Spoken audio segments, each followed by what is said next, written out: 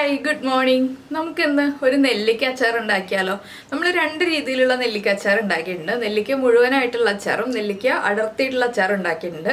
അതൊക്കെ എണ്ണയിൽ വഴറ്റിയിട്ടാണ് ഉണ്ടാക്കിയിട്ടുള്ളത്. ഈ നെല്ലിക്ക അച്ചാർ എന്ന് പറഞ്ഞിട്ടുണ്ടെങ്കിൽ നമ്മൾ നെല്ലിക്ക ആവി കയറ്റി അടർത്തി എടുത്തിട്ടാണ് അച്ചാർ ഉണ്ടാക്കുന്നത്. എല്ലാം തമ്മിൽ ചെറിയ ചെറിയ വ്യത്യാസങ്ങളേ ഉള്ളൂ. പക്ഷേ നെല്ലിക്ക അച്ചാർ ഉണ്ടാക്കുമ്പോൾ എല്ലാവർക്കും കൂടുതൽ ഈസി എനിക്ക് തോന്നുന്നു ഈ ആവി കയറ്റി എടുക്കുന്നതാണെന്ന് തോന്നുന്നു. അപ്പോൾ എന്തായാലും നമുക്ക് നമ്മുടെ നെല്ലിക്ക അച്ചാർ തയ്യാറാക്കുന്നത് എങ്ങനെയാണെന്ന് നോക്കാം. നമുക്ക് നമ്മുടെ ഇൻഗ്രീഡിയൻസ് നോക്കാം. ഞാനിപ്പോൾ 1 കിലോ നെല്ലിക്ക എടുത്തിട്ടുണ്ട്. അതിലേക്ക് 3 ഉണ്ട വെളുത്തുള്ളി എടുത്തിട്ടുണ്ട്. വലിയ അല്ല കേട്ടോ, ചെറിയ ഉണ്ട വെളുത്തുള്ളിയാണ്. വലുതാണെങ്കിൽ ഒരു വലിയ ഉണ്ട വെളുത്തുള്ളി മതി. പിന്നെ ഒരു 4-5 പച്ചമുളക്. എന്താണെന്ന് വെച്ചാൽ നമ്മൾ കൂടുതലും മുളക് പൊടിയാണ് ചേർക്കുന്നത്. അതുകൊണ്ട് അത്യാവശ്യം എരിവുള്ള 4-5 പച്ചമുളക് എടുത്തിട്ടുണ്ട്. ഒരു വലിയ പീസ് ഇഞ്ചി എടുത്തിട്ടുണ്ട്. ഇത്രയുള്ളൊരു പീസ് ഇഞ്ചി എടുത്തിട്ടുണ്ട്. പിന്നെ വേണ്ടത് ധാരാളമായിട്ട് കറിവേപ്പില, മുളക് പൊടി, ഉലുവ വറുത്ത് പൊടിച്ചത്, കായപ്പൊടി, അങ്ങനെയുള്ള കാര്യങ്ങളൊക്കെയാണ്. അപ്പോൾ ഞാൻ നെല്ലിക്ക നന്നായിട്ട് കഴുകി വൃത്തിയാക്കി വെച്ചിരിക്കുകയാണ്. ഇത് ഞാൻ ആവിയിൽ വേവിച്ചെടുക്കാൻ പോവാണ് കേട്ടോ. ഒരു 10 മിനിറ്റ് ഇഡ്ഡലി പാത്രത്തിൻ്റെ തട്ടിൽ വെച്ച് ആവി കയറ്റി എടുക്കാൻ പോവാണ്. അതിനുശേഷമാണ് ബാക്കിയുള്ള കാര്യങ്ങളൊക്കെ ചെയ്യുന്നത്. ഇതിന് മുന്നേ ചെയ്ത അച്ചാറുകളൊക്കെ എണ്ണയിൽ വഴറ്റിയിട്ട് ചെയ്യുന്നതായിരുന്നു. അപ്പോൾ അത് കൂടുതൽ എണ്ണ വേണം എന്നുള്ള ഒരു ബുദ്ധിമുട്ടുകൾ പലരും പറഞ്ഞതുകൊണ്ടാണ് നമ്മൾ ആവിയിൽ വേവിച്ചെടുത്തിട്ട് അച്ചാർ ഉണ്ടാക്കാൻ പോകുന്നത്. അപ്പോൾ ഞാനിതൊന്ന് ആവി കയറ്റി എടുത്തിട്ട് നമുക്ക് ബാക്കിയുള്ള കാര്യങ്ങൾ പറയാം. അപ്പോൾ നമ്മൾ നെല്ലിക്ക വേവിച്ചെടുത്തതിന് ശേഷം ഇതുപോലെ ഓരോ അല്ലിയായിട്ട് അടർത്തി എടുത്തിട്ടുണ്ട്. കറിവേപ്പില കഴുകി വൃത്തിയാക്കി തുടച്ചെടുത്തിട്ടുണ്ട്. ഒന്നിലും നനവില്ലാതെ വേണം നമ്മൾ അച്ചാർ ഉണ്ടാക്കുമ്പോൾ. അതുപോലെ തന്നെ പച്ചമുളകും റൗണ്ടിൽ കുറച്ച് തിക്കായിട്ട് കട്ട് ചെയ്തെടുത്തിട്ടുണ്ട്. വെളുത്തുള്ളി 2ആയിട്ട് കട്ട് ചെയ്തു. അതുപോലെ തന്നെ ഇഞ്ചിയും നീളത്തിൽ കട്ട് ചെയ്തെടുത്തിട്ടുണ്ട്. ഇനി നമുക്ക് നമ്മുടെ അച്ചാർ ഉണ്ടാക്കാൻ തുടങ്ങാം. അച്ചാർ ഉണ്ടാക്കേണ്ടത് നല്ലെണ്ണയിലാണ് കേട്ടോ. നമ്മുടെ വെളിച്ചെണ്ണയിൽ അച്ചാർ ഉണ്ടാക്കുന്നതിനേക്കാൾ ഏറ്റവും നല്ലത് നല്ലെണ്ണയിൽ അച്ചാർ ഉണ്ടാക്കുന്നതാണ്. അപ്പോൾ നമുക്കിനി ഒരു പാൻ ചൂടാക്കിയിട്ട് അച്ചാർ ഉണ്ടാക്കാം. അപ്പോൾ നമ്മളൊരു പാൻ വെച്ചിട്ട് എണ്ണ ഒഴിച്ച് ചൂടാക്കിയിട്ടുണ്ട്. എണ്ണയിലേക്ക് ഞാൻ ആദ്യം 1 ടീസ്പൂൺ കടുക് ചേർക്കുകയാണ്. കടുകൊന്ന് പൊട്ടി വരട്ടെ. അപ്പോൾ ഈ ഒരു അച്ചാർ ഉണ്ടാക്കുമ്പോൾ കുറച്ചധികം എണ്ണ വേണം കേട്ടോ. നമ്മൾ ഫ്രിഡ്ജിലല്ല അച്ചാർ സൂക്ഷിക്കുന്നത്, അതുകൊണ്ടാണ് എണ്ണ കൂടുതൽ ചേർക്കുന്നത്. നിങ്ങൾ ഫ്രിഡ്ജിലാണ് സൂക്ഷിക്കുന്നതെന്നുണ്ടെങ്കിൽ എണ്ണ കുറച്ച് ചേർത്താൽ മതി. അപ്പോൾ നമ്മുടെ കടുക് പൊട്ടി കഴിയുന്നുണ്ട്. നമുക്കിതിലേക്ക് കട്ട് ചെയ്ത് വെച്ചിരിക്കുന്ന ഇഞ്ചിയും വെളുത്തുള്ളിയും ചേർത്ത് കൊടുക്കാം.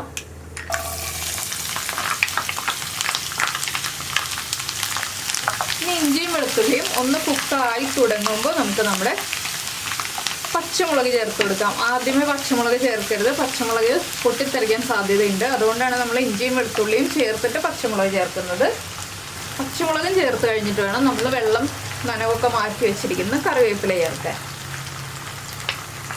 ഇതെല്ലാം ചേർത്ത് നന്നായിട്ടൊന്ന് കുക്ക് ചെയ്തെടുക്കുക. എന്താണെന്ന് വെച്ചാൽ നമ്മുടെ നെല്ലിക്ക കുക്കായതാണ്. അപ്പോൾ ഈ ഇഞ്ചി വെളുത്തുള്ളി പച്ചമുളക് കറിവേപ്പിലൊക്കെ നന്നായിട്ടൊന്ന് കുക്കായി വരണം. ഒരു 2-3 മിനിറ്റ് ഒന്ന് ഇളക്കി കൊടുക്കുക, നന്നായിട്ട് കുക്കായി വരാനായിട്ട്. ചെറിയ ബർണറിൽ വെച്ച് കുക്ക് ചെയ്യുക. വലിയ ബർണറിൽ വെച്ച് കുക്ക് ചെയ്യുമ്പോൾ നമ്മൾ പൊടികളൊക്കെ ചേർക്കുമ്പോൾ കരിഞ്ഞു പോകും. അതുകൊണ്ട് ചെറിയ ബർണറിൽ മാത്രം അച്ചാർ ഉണ്ടാക്കുമ്പോൾ എപ്പോഴും കുക്ക് ചെയ്യുക. അപ്പോൾ നമ്മുടെ ഇഞ്ചി വെളുത്തുള്ളി കറിവേപ്പിലൊക്കെ കുക്കായി വന്നിട്ടുണ്ട്. ഇനി നമുക്ക് ഫ്ലെയിം കുറയ്ക്കാം. ഇതിലേക്ക് പൊടികൾ ചേർത്ത് കൊടുക്കാം. ആദ്യം നമ്മൾ ചേർക്കുന്നത് കാശ്മീരി ചില്ലി പൗഡറാണ്. കളർ കിട്ടാൻ വേണ്ടിയാണ് കാശ്മീരി ചില്ലി പൗഡർ ചേർക്കുന്നത്.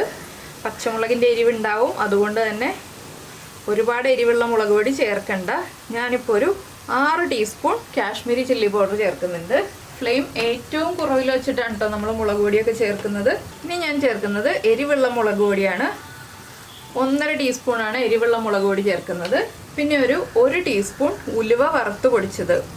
ഉലുവ എണ്ണയിൽ വറുത്തല്ല, ഡ്രൈ റോസ്റ്റ് ചെയ്തിട്ട് പൊടിച്ചത്. അതുപോലെ തന്നെ 1/4 ടീസ്പൂൺ കായപ്പൊടി. പിന്നെ നമ്മൾ ചേർക്കുന്നത് നമ്മുടെ അച്ചാറിന് ആവശ്യമായ ഉപ്പ്.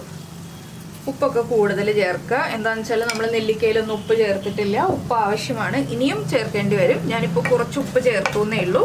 ഇനി നന്നായിട്ടൊന്ന് ഇളക്കി മിക്സ് ചെയ്യുക. ഈ പൊടികളൊന്ന് കുക്കായി വരണം. അപ്പോൾ നമ്മൾ ലോ ഫ്ലെയിമിൽ വെച്ചിട്ട് ഇളക്കി കൊടുക്കുക, അല്ലെങ്കിൽ ഫ്ലെയിം ഓഫ് ചെയ്തിട്ട് വേണം പൊടികൾ ചേർക്കാനായിട്ട്. ഫ്ലെയിം ഓഫ് ചെയ്തിട്ട് പൊടികൾ ചേർത്തിട്ട് പൊടികളൊന്ന് ഇളക്കി കൊടുത്ത് നന്നായിട്ട് മിക്സ് ആയി കഴിയുമ്പോൾ നമ്മൾ ഫ്ലെയിം ഓൺ ചെയ്ത് കുക്ക് ചെയ്യുക. ഞാനിപ്പോൾ ഫ്ലെയിം കുറച്ച് വെച്ചിട്ടാണ് പൊടികൾ ചേർത്ത് കൊടുത്തിരിക്കുന്നത്. ഇനി ഇതിലേക്ക് നമുക്ക് വിനിഗർ ചേർത്ത് കൊടുക്കണം. ആദ്യം ഒരു 1/2 കപ്പ് വിനിഗർ ചേർക്കാം. നമ്മൾ എടുക്കുന്ന നെല്ലിക്കയ്ക്ക് അനുസരിച്ച് വിനിഗറിൻ്റെ അളവിൽ വ്യത്യാസം വരുത്താട്ടോ. ഞാനിപ്പോൾ 1/2 കപ്പ് വിനിഗർ ചേർത്തിട്ടുണ്ട്. വിനിഗർ ചേർത്തിട്ട് നന്നായിട്ടൊന്ന് ഇളക്കി മിക്സ് ചെയ്യുക. ഇതിലേക്ക് ഞാൻ തിളപ്പിച്ച വെള്ളം ചേർക്കുന്നുണ്ട് കേട്ടോ. കുറച്ച് നിങ്ങളുടെ ഗ്രേവി എത്ര വേണം എന്നുള്ളതനുസരിച്ച് തീരുമാനിച്ചിട്ട് തിളപ്പിച്ച വെള്ളം ചേർത്ത് കൊടുക്കുക. ഞാനിപ്പോൾ ഒരു 1.5 കപ്പ് വരെ തിളപ്പിച്ച വെള്ളം ചേർക്കുന്നുണ്ട്.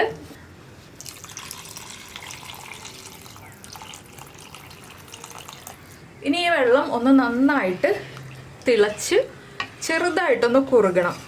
അതിനായിട്ട് നമുക്കൊന്ന് ഇളക്കി മിക്സ് ചെയ്യാം.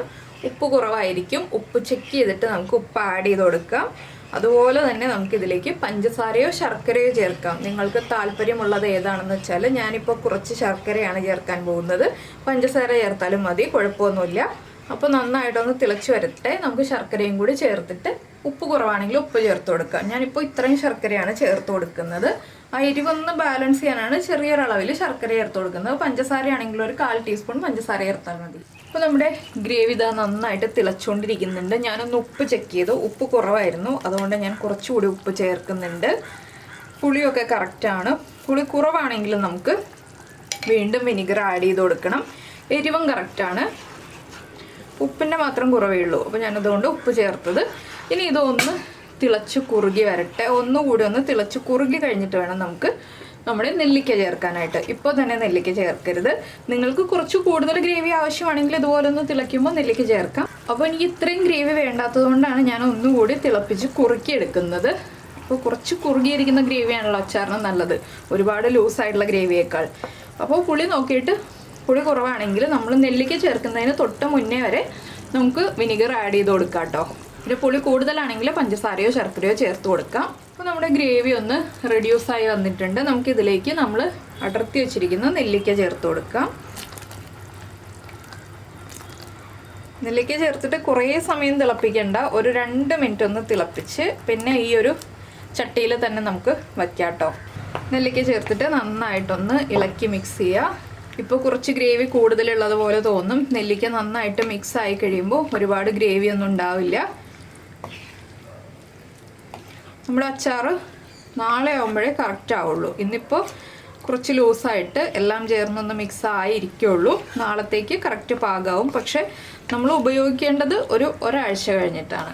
നെല്ലിക്കയിലേക്ക് ആ ഉപ്പും എരിവൊക്കെ പിടിച്ചു വരണ്ടേ. നമ്മൾ എണ്ണയിൽ വഴറ്റിയിട്ടാണ്, ഉപ്പൊക്കെ ചേർത്ത് വഴറ്റിയിട്ടാണ് അച്ചാർ റെഡിയാക്കുന്നതെന്നുണ്ടെങ്കിൽ നമുക്കൊരു 3 ദിവസം കഴിയുമ്പോൾ ഉപയോഗിക്കാം.